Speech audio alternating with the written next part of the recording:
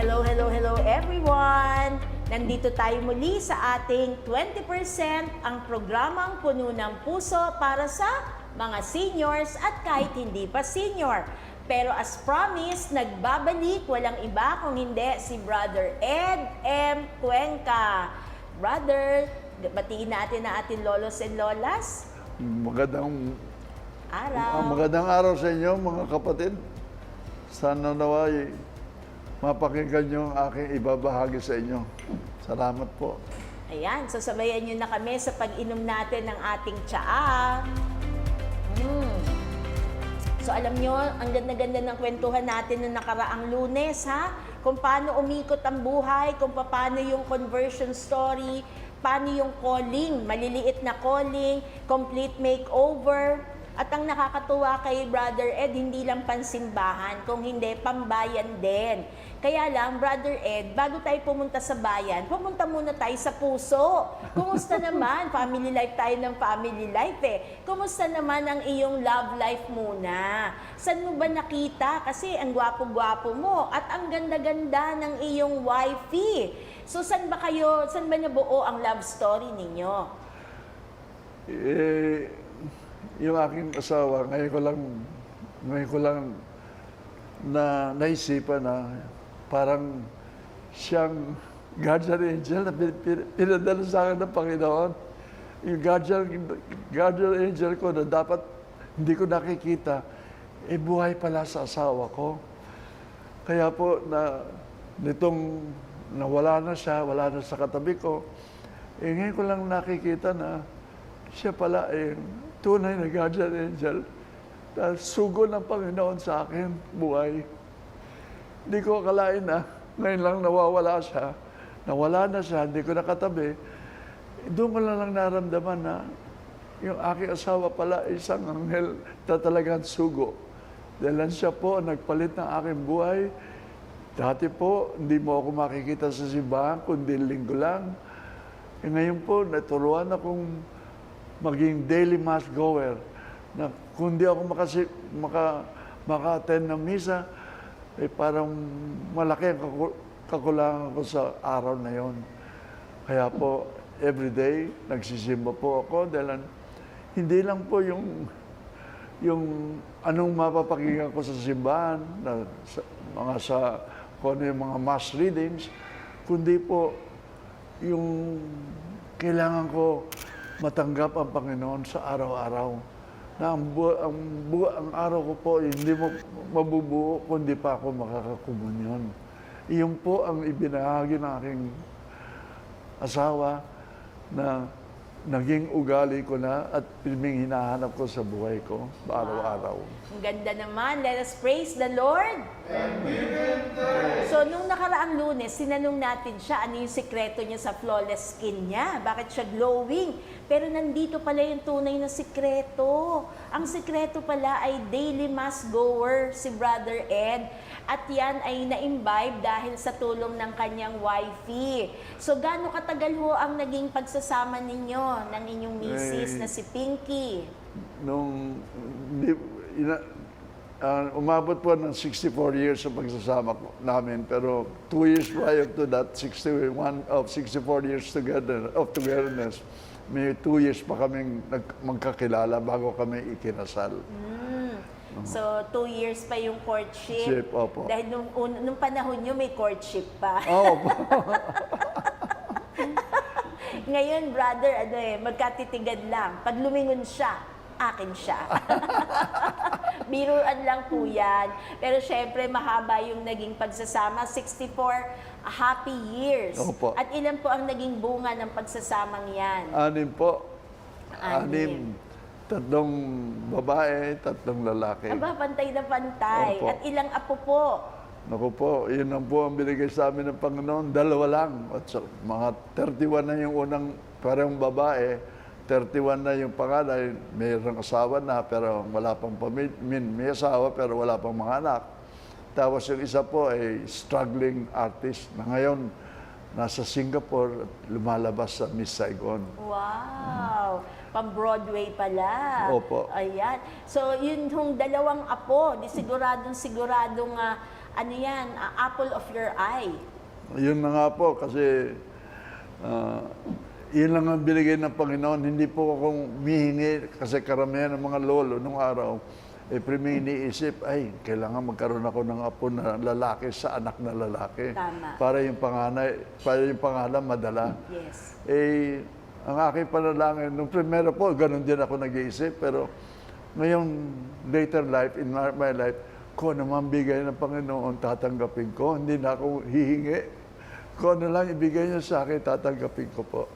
Kaya po, kontento na po ako sa dalawang apo. Sila po talagang parang hinahanap ko halos araw-araw na makausap ko po. So, totoo ba yun, Brother Ed, na yung apo, iba yung joy na ibinibigay as Opo. compared nung magulang ka na nagpapalaki ng mga anak? Ang diferensya po sa apo, hindi naman po, kasi very, very worried ako pag yung apo sumobra ang pagmamahal mo, magiging, ang tawag nila, magiging sport. Spoiled. Hindi naman po ganon. Kundi talaga maski na paano, pinakikita ko sa kanila na iniisip ko sila at tinatanong ko, Apo, anong ginawa mo today? Kumisa nagkukwentuhan lang kami at saka pirming, I love you, Lolo. I love you, Apo. Wow. Ganon po kaming mag-umpisa, magminto kami na pag-uusap. Yun po, ang pirming huling salita. Love you, Apo. Sasabihin ng Apo, love you, Lolo. So, Yun po ang buhay, yun po ang joy ko na. So, nagpatawag talaga kayong lolo, ha? Opo. Kasi masarap yung label na yun, pero iba-iba kasi mga drama ngayon. Merong momsy, may popsy, pero sa'yo, lolo talaga. Opo. Mukhang makabayan na makabayan talaga si Brother Ed. So, na-enjoy din po ba ng wife nyo, yung mga apo? Opo, kasi nga, ngayon lang, over 1 year na po yung pagkapanaw ng ng asawa ko. Kaya po, kasi po parang siya nagpalaki dahil nagkaroon siya ng parang bagong trabaho na na-assign kami sa Singapore. Na panahon yon, yung mga apo namin ay mga 2 or 3 years old lang. Kaya sabi niya, 5 taon ang inaalok pero 3 taon lang tinanggap ko dahil lang gusto ko makita yung mga apo ko lumaki. Yes. Kaya po, yung kontrata niya na nahintutuloy yung aking business life dahil sinamahan ko siya. Ako po ay naging house husband ng 3 taon habang nakatira po kami sa Singapore. Pero, So, yan yung patunay po na greater love, greater grief. Opo. Kasi, syempre, sad ka dahil negosyo mo yun eh. Oo. Pero you have to give it up kasi nagmamahal ka sa Opo. apo. Opo. Ayan. So, nakakatuwa ho yung storya na ito, no? Yung love life na nagsimula lang sa kanilang dalawa, tapos ito ay yumabong. Pero ang katanungan ko po ay manggagaling muna sa ating pagbasa galing sa salita ng Diyos. Para maitanong ko po yung mahalagang katanungan. Ito po ay galing sa Genesis chapter 23 verse 2. And Sarah died at Kiriath Arba, that is Hebron, in the land of Canaan. And Abraham went in to mourn for Sarah and to weep for her. So itong passage na to ay nagpapaalala sa atin na hindi lang puro love life. Dadating din yung challenge ng buhay na aalis ang isa. Siya. Nagkataon na yung si wife ang nauna po sa inyo. Gusto kong po tanungin na dun sa panahon ng grief, Opo.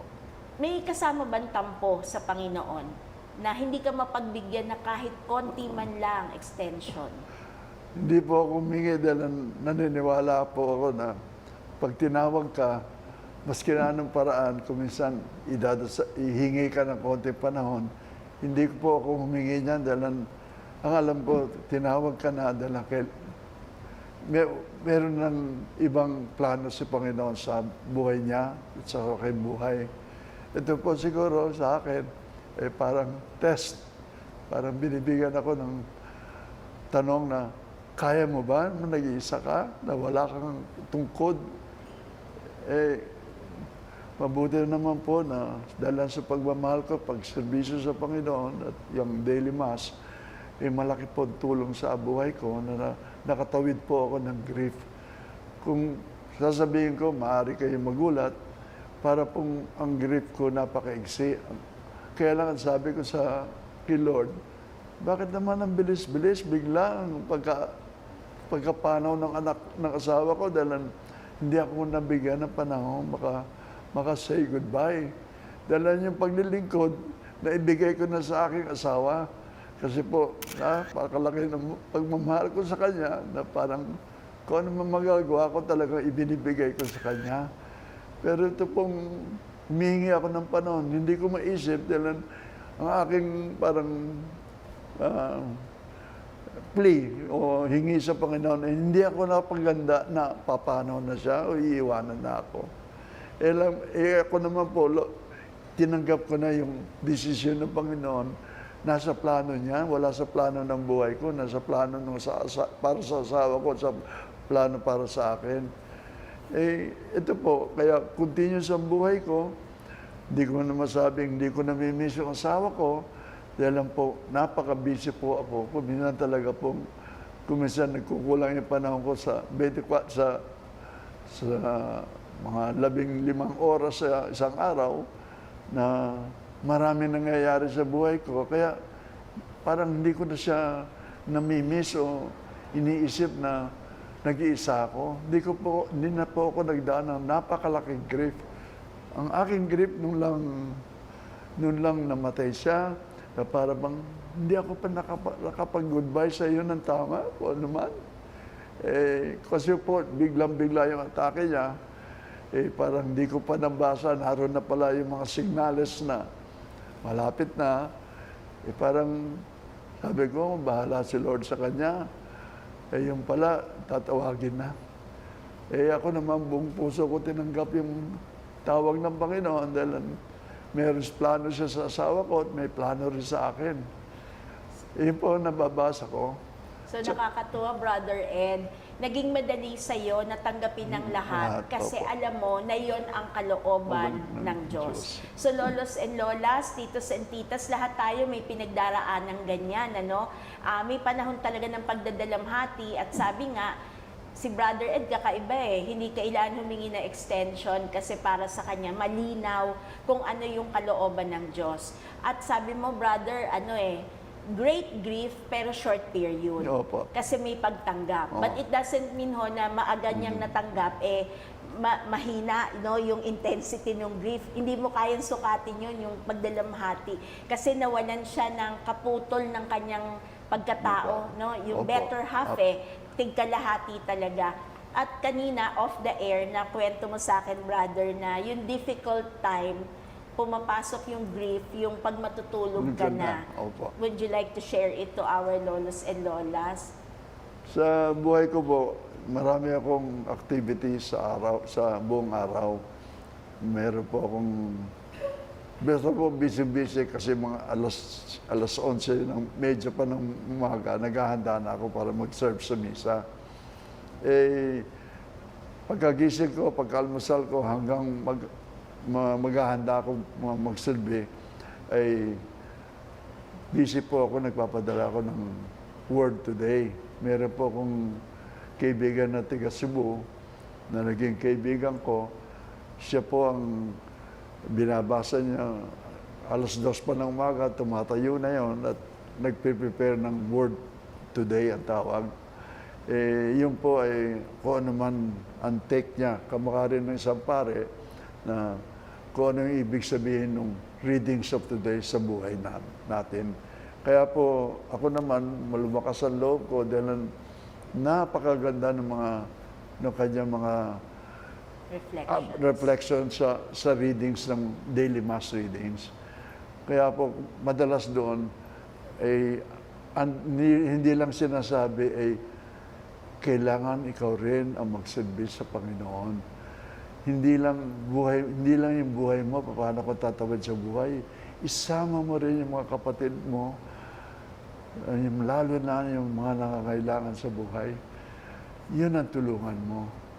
So, ibig sabihin, Brother Ed, para pala maalpasan yung grief, maglingkod. Opo. Aba, yun ho pala. Dapat yung ating tema, no?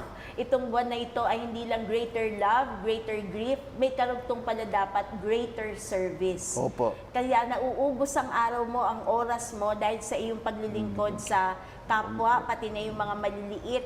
So brother, hindi maliit na bagay yun na sinishare mo yung yung reflections Opo. for the readings of the day. Salita ng Diyos kasi yan no? Opo. Opo. Wala nang dahilan ang mga lolos and lolas na magdahilan na hindi ko naunawaan. Kasi may mga tao na nasumusulat, no, nagtsatsaga, na namnamin na yon para maging layman's language na Opo. mas naintindihan natin na ano ba mensahe ng Diyos, no, para sa ako po ay recipient, no, ng kanyang pinaghihirapan na send ng send, at sana kayo din na mga nanonood, mga viewers natin, makarating din sa inyo yung ganitong mga messages. Total ang mga tao ngayon talagang naka-online na all the time. All the time. But at least salita ng Diyos yung ating naibabahagi. Brother Ed, dahil malapit ka sa Diyos, naging mabilis, no, yung iyong pagdadalamhati at na-convert mo kasi ito into service. Yung next question ko ay, naging madali rin ba sa'yo yung label na biyudo? Kasi kilala ka na family and life, kilala ka na mag-asawa kayo lagi. When you go to church, mag-asawa, kayang iwan ng negosyo para mag-asawa kayo na lolo and lola na iintindi sa apo. Was it difficult? Meron bang difficulty somewhere na, ay hindi na ako yung dating Ed. Ako na ngayon si Ed na biyudo. Ako na ngayon si Ed na widower. May ganun ba? Madalas nga po tinutokso ako ng mga aking kaibigan na maghanap daw ako ng kasama.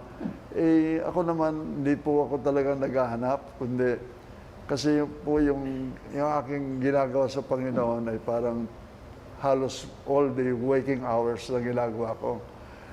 Tsaka po, ang malaking pagpapalit ng buhay ko ay nung araw po, ang aking motto is, I live to eat, o kaya nabubuhay ako para kumain.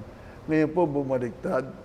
Ngayon po kakain na ako dahil kailangan kong mabuhay. Iyon po ang malaking pagpabago na aking buhay. Ngayon, naalala ko, hindi na ako maluho sa pagkain.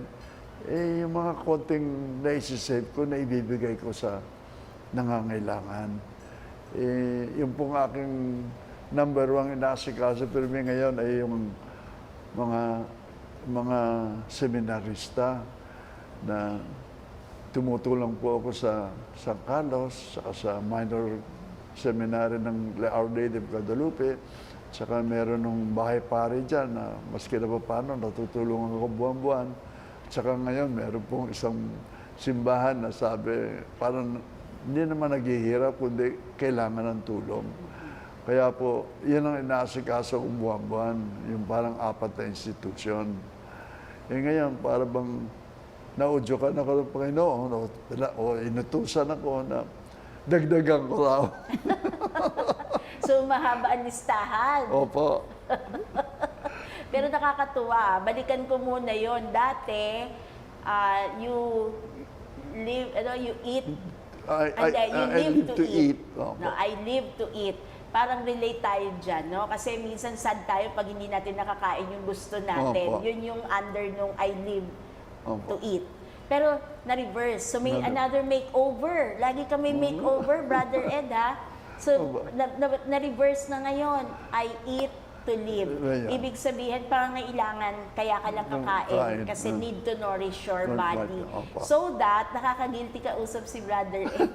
Kasi yung talaga naman no, pag may craving ka kasi Brother Ed, at ganyan din ng titos and titas natin, ini-spoil din ng lolos and lolas Pag sinabing, parang gusto kong kumain ng ganito, ay nako, the following Sunday, pagkasimbayan, bit-bit na, kakain na. At ngayon, pag kumain ka, naku, kulang, no? Kulang na kulang ang isang, alam mo na, yung amount, certain amount. But for you, dahil humahaba na yung listahan ng binibigyan mo ng tulong, ibig sabihin, pasimple na ng pasimple yung food, lifestyle mo. Para may ibang mabuhay. At nakakatuwa ho, maraming salamat sa generosity ninyo na sumusuporta kayo sa mga seminaryo.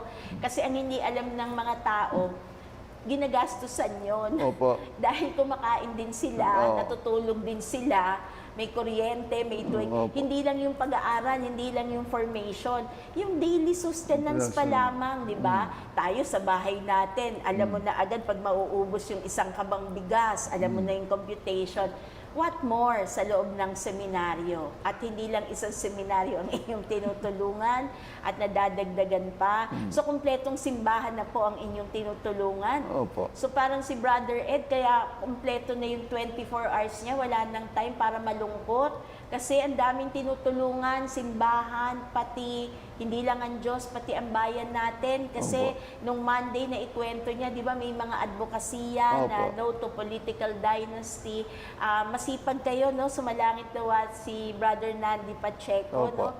Nagtanim din yan eh. Opo, Nagtanim ng nagtanim. mabuting binhi kasi may pagmamahal sa Diyos. Opo. Yun yung number one kay Brother Nandi. At kung fired up si Brother Ed, magkaano sila, magka-level sila, no? Yung pagmamahal naman sa bayan.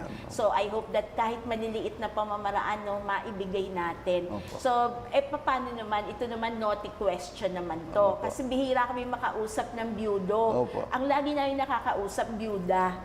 Tapos yung mga byudang hindi naman nag-aasawa uli. Pero yung mga byudo, hindi na namin makausap kasi Opo. mga nagsipag-asawa na uli. Kaya hindi na sila considered byudo. Totoo yan ha, lolos and lolas, tignan nyo yung mga kakilala nyo.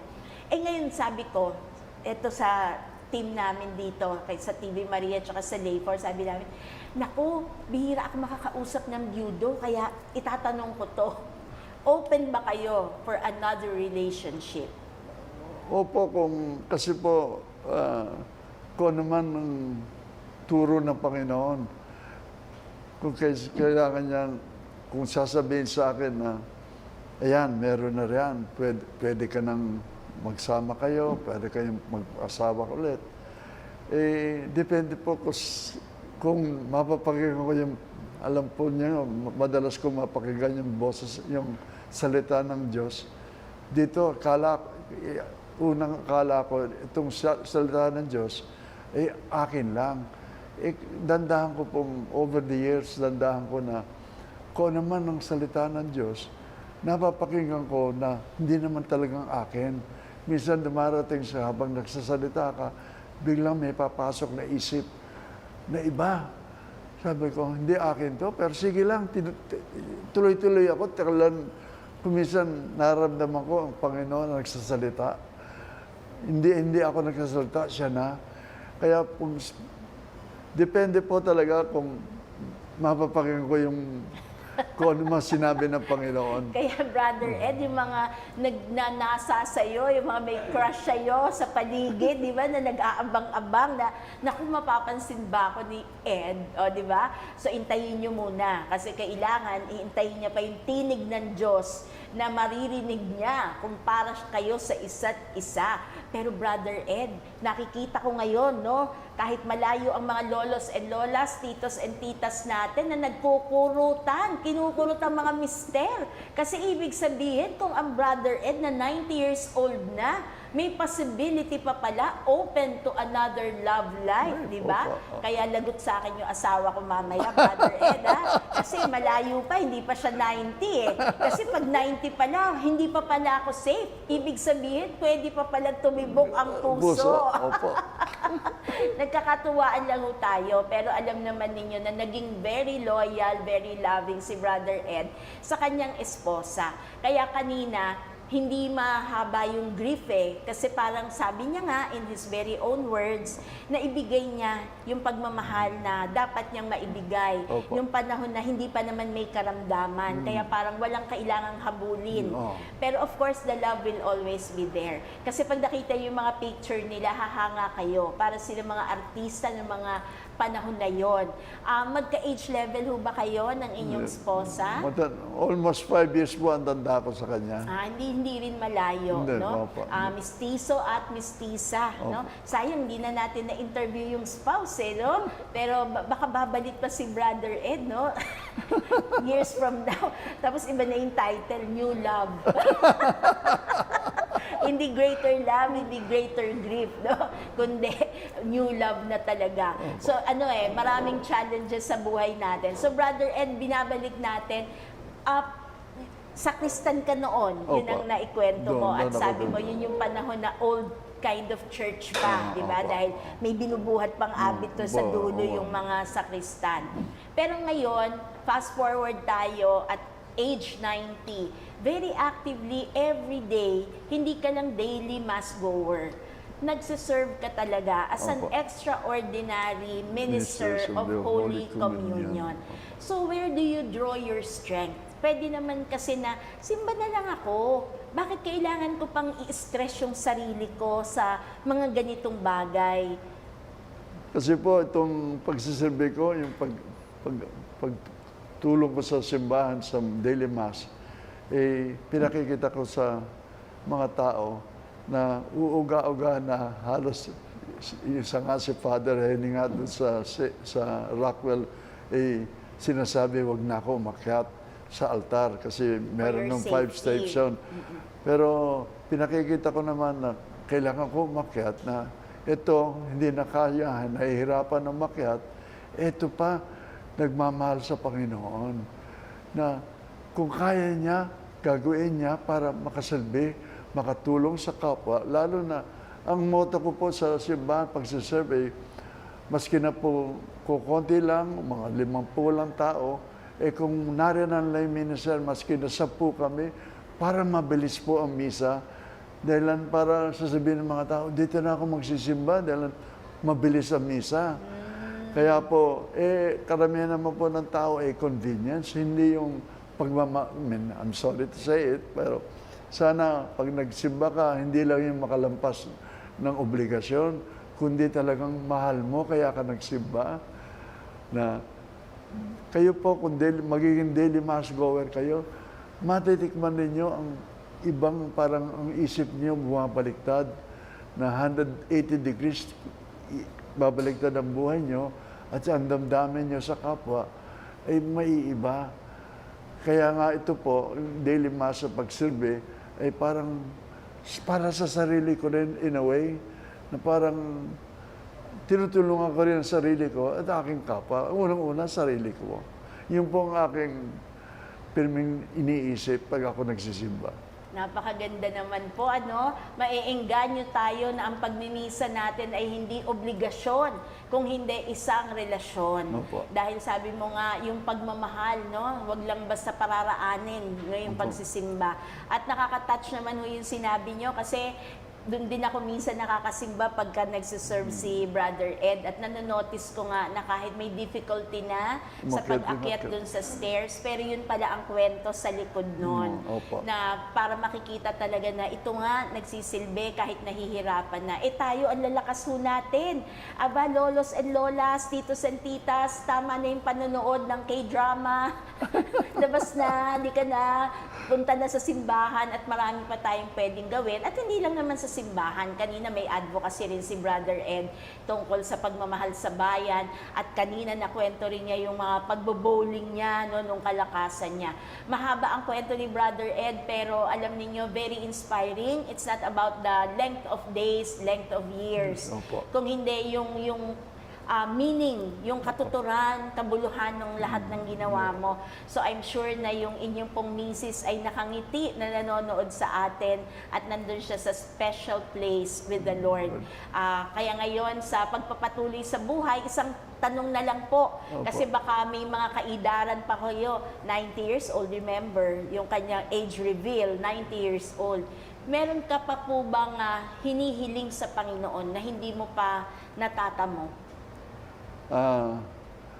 Sa panahon nito, wala na po akong hinihiling, kundi tinatanggap ko, Lord, kung tatawagin niyo ako bukas o 10 taon pa, o hindi ko po alam kung kailan niyo ako tatawagin. Pero handa po ako sumama sa inyo pag tinawag niyo ako. Kaya ko po bitawan itong buhay ko, maski na ngayon, dahil hindi ko naman sinasabing handang-handa ako, kundi tinatanggap ko na kung ako tatawagin. Kaya po, hindi ko naman sinasabing preparado. Ayos na yung buhay ko. Hindi po dalan hanggang ngayon may mga maliliit na mga problema o suliranin yung aking mga anak para bang pag iniwan ko sila, mababuhay sila ng tama at unang-una, silbihan at mahalin ng Panginoon. Amen. Let us praise the Lord. And give Him thanks. Alam mo ninyo, kung nabuo ninyo yung kwento ni Brother Ed, yung buong buhay niya lahat ay pasasalamat. Did you notice? Since last Monday, yung lahat ng kanyang ikikwento sa atin, lahat yun ay pagpapala na galing sa Diyos. At ang naging tugon niya ay hindi to ask for more blessings. Ang laging naging tugon niya is to serve others, to serve God in His own capacity. Kaya ngayon, no, na-nervous lang ako kasi sabi niya kahit ngayon, hindi ko naman pinangarap, Brother Ed, na sa program natin, may maganap na ganon, ay wag muna ngayon. Sa mga susunod na araw kailangan maipalabas muna itong ating pinapanood. At lolos and lolas, nagkakatuwaan lang tayo. Pero aabangan natin 90 years ng buhay ni Brother Ed. Greater love, greater grief, pero aabangan natin sa awa ng Diyos, may new love. Baka magalit sa akin yung pamilya ni Brother Ed. But anyway, ang saya-saya nito ating programa. Nagpapasalamat kami, Brother Ed. Pinasaya mo kami, pati na ang lolos and lolas, titos and titas natin, plus ang kanilang mga pamilya na kasakasama nila, journeying with them. Thank you very much. But for our closing, the best Thanksgiving is again through our prayer. Catholic prayer for the widow.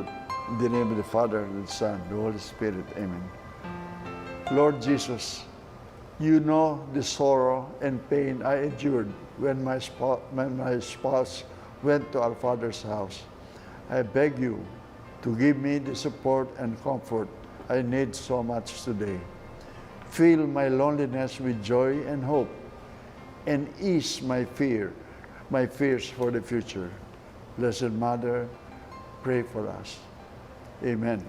In the Father, the Son, the Holy Spirit. Amen.